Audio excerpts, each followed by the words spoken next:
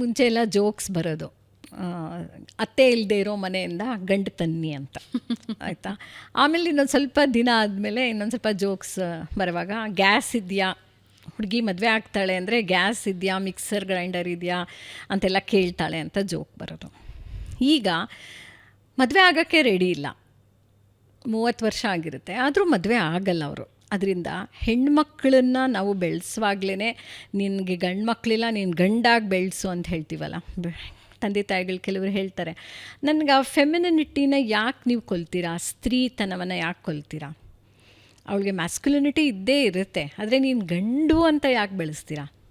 ಅಲ್ಲಿ ಜೆಂಡರ್ ಓರಿಯೆಂಟೇಷನಲ್ಲಿ ನೀವು ಪ್ರಾಬ್ಲಮ್ ಮಾಡ್ತೀರಾ, ರೋಲ್ ರೆಸ್ಪಾನ್ಸಿಬಿಲಿಟಿನಲ್ಲಿ ನೀವು ತಲೆಯಿಂದ ಏನೇನೋ ತುಂಬ್ತಾ ಇದ್ದೀರಾ. ಬಟ್ ವೈರುಧ್ಯನೂ ನಾವು ನೋಡ್ತೀವಿ ಅಲ್ಲ, ಯಾಕೆಂದರೆ ಇವಾಗ ಹೆಣ್ಮಕ್ಳಿಗೆ ಇಂಡಿಪೆಂಡೆಂಟ್ ಆಗಿ ಬದುಕೋದನ್ನ ಕಲಿಸ್ಲಿಲ್ಲ ಅಂತ ಹೇಳಿದ್ರೆ, ಕಲಿಸುವಾಗ ಸ್ತ್ರೀತನ ಕೊಲ್ಬೇಡಿ ಅಲ್ಲ, ನಾನು ಹೆಣ್ಣಲ್ವಾ.